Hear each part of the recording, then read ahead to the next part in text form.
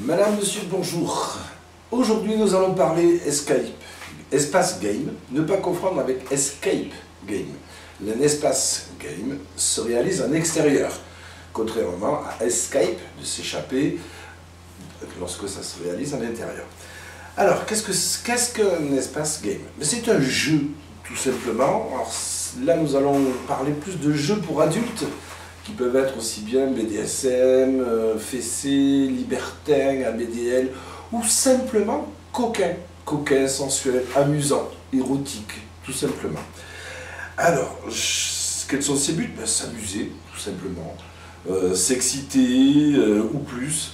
Et le principe, c'est d'aller trouver donc un objet, un vêtement, les clés d'un cadenas, les clés d'une paire de menottes. Enfin, il y a plein d'options. On va le décliner un petit peu plus. Alors, c'est sur un terrain privé en général, parce qu'à l'extérieur, c'est quand même osé. Hein, on ne sait jamais, il pourrait y avoir la police, les enfants, des personnes que l'on ne souhaite pas choquer aussi, tout simplement. Donc prudence si vous jouez à l'extérieur, de ne pas vous gêner ou de ne pas vous faire attraper. Comme je disais, ce jeu peut être simplement coquin ou érotique. Un exemple, une femme peut être en jupe ou en robe et partir sur le terrain avec des indices, chercher sa culotte que quelqu'un, son chéri, a caché quelque part. Voilà. Ça peut être une personne en sous-vêtements aussi. Simplement sa culotte et son soutien-gorge, ou un monsieur en slip, qui doit aller chercher ses vêtements qui ont été cachés sur le terrain.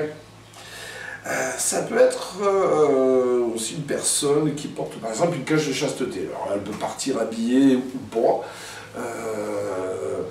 Sa chérie, sa maîtresse, sa key holder au choix, a caché les clés sur le terrain et s'il a envie d'être libéré de cette cage de chasteté, ben, il va falloir courir un petit peu sur le terrain. Ça peut être aussi ça peut se faire nu ou avec des tenues plus gênantes. Là, je fais référence par exemple à de la féminisation. Un homme avec une robe doit partir, et des talons hauts par exemple, doit partir sur le terrain, chercher ses vêtements d'homme pour revenir discrètement en espérant ne pas avoir été vu.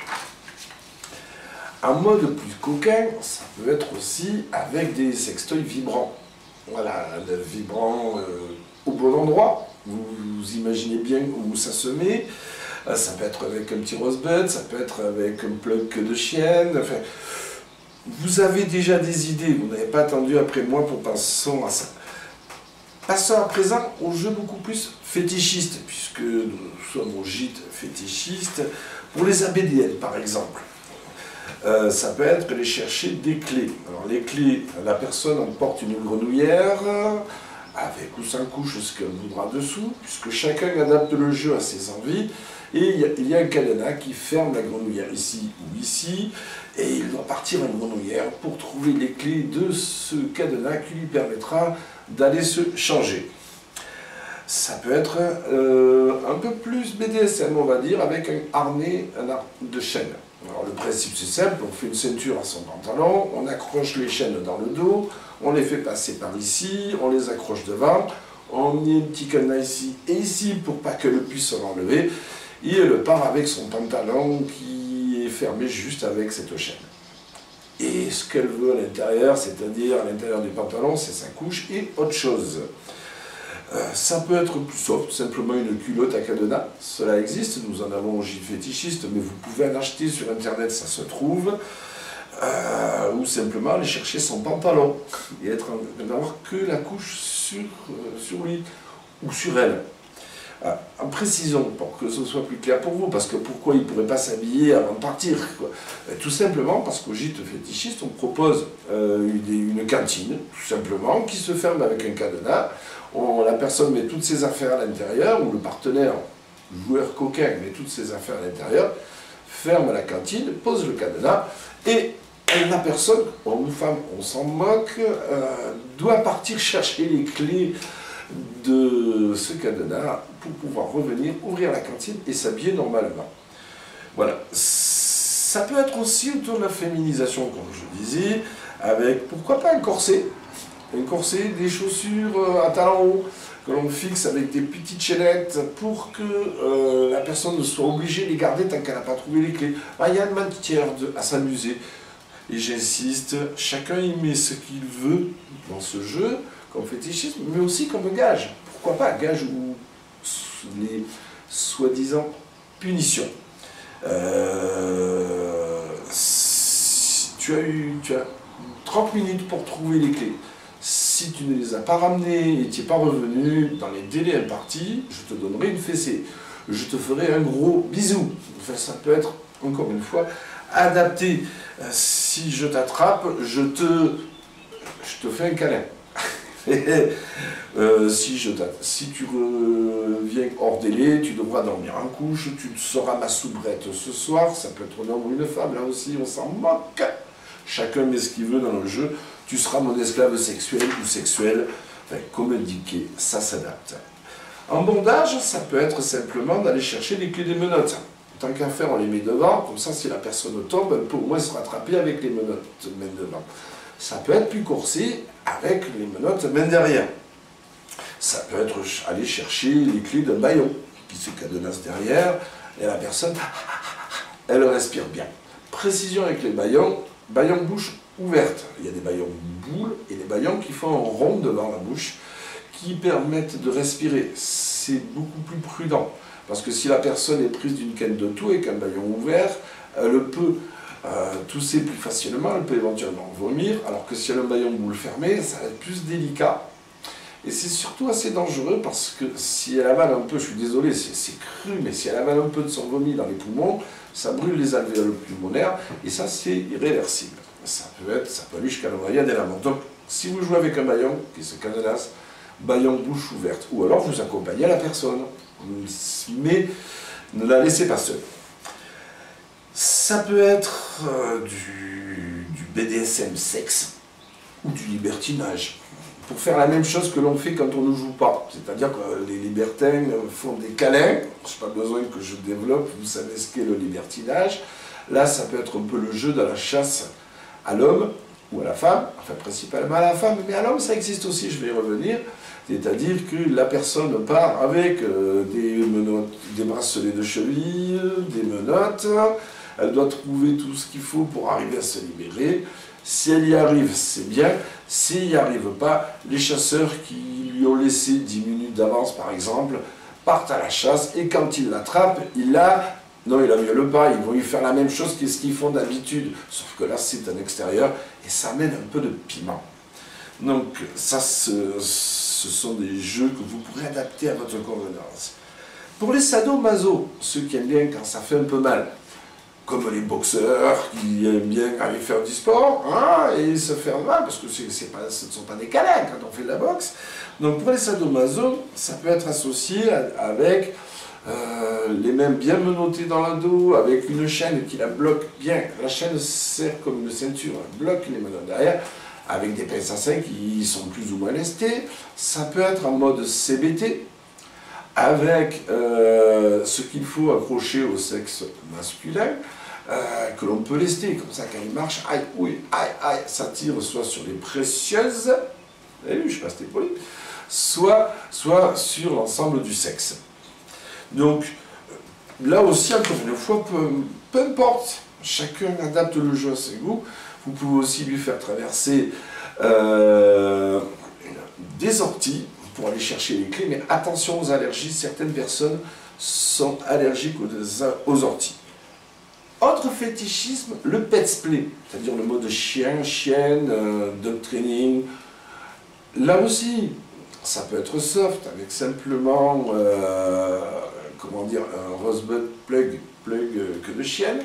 Ça peut être en version plus hard, c'est-à-dire qu'on met la personne à quatre pattes, on lui attache les jambes individuellement de façon à ce qu'elle ne puisse pas les déplier. On fait la même chose pour les coudes et on met une paire de menottes coincées autour du cou par un collier, enfin quelque chose qui ne se sert pas. Attention, prudence. et elle doit aller chercher les clés des menottes qui lui permettront de se délivrer du reste. Le seul truc, c'est qu'il faut que ce soit relativement court en termes d'espace, parce que si la personne doit faire 3 km comme ça, quand elle va revenir, c'est plus des coudes ni des genoux qu'elle aura, mais beaucoup de douleurs et beaucoup de choses pas sympathiques. Alors, ou vous le faites court, ou si vous voulez le faire en plus long, il faut rajouter des coudières et des genouillères pour que la personne ne souffre pas, ne se blesse pas. Parce que si c'est frotté à des ronces, à des cailloux, c'est pas très bon pour la santé. Ça peut être aussi, pour du plus soft, on y revient, ou du plus gênant, pour du pipi culotte. Ça peut être amusant. La personne porte un pantalon, on y met une petite chaîne en guise de ceinture, on pose un cadenas, on lui fait boire de l'eau évidemment un moment avant, et puis on la laisse partir sur le terrain chercher ses clés. Et quand l'envie arrivera, il est possible qu'elle fasse pipi tout simplement. Alors, ça peut être pour un homme ou une femme. Là aussi, je dis toujours hommes et femmes, mais la communauté LGBT est la bienvenue aussi chez nous, mais la communauté LGBT peut pratiquer exactement les mêmes jeux en dehors du gîte fétichiste. Il n'y a pas que le gîte fétichiste. Donc, comme vous le constatez, c'est adaptable en fonction de vos envies, de vos souhaits, de vos délires. Ça peut se pratiquer aussi dans la logique du self-bondage. Self-bondage ou la self-servitude.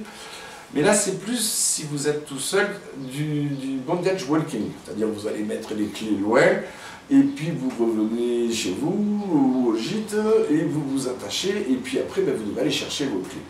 Alors, ça peut être seul, oui et non, puisque au gîte fétichiste, si vous le souhaitez, nous vous donnons le matériel pour vous attacher comme vous avez envie, avec ce que vous avez envie. Nous allons cacher les clés quelque part, nous vous donnons les indices, et puis vous partez sur le terrain pour aller vous amuser. Et nous serons chez nous tranquilles. Si au bout de 2 heures vous n'êtes pas revenu, nous viendrons voir si vous avez eu un souci. Personnellement, j'aime bien organiser ce genre de jeu. Je trouve que ça amène un côté piment joueur. Ça peut être très soft. Je le fais pour des amis. J'ai joué avec des soumises, des soumis, des little, des améliennes. J'ai joué avec beaucoup de monde. Et ça m'amuse parce que il y a le côté est-ce que je vais gagner, trouver ou pas trouver. Ça, c'est en fonction des gages. Ou c'est l'aventure de se promener, peu importe la tenue, qui sort un peu l'ordinaire quand même, sur un grand terrain.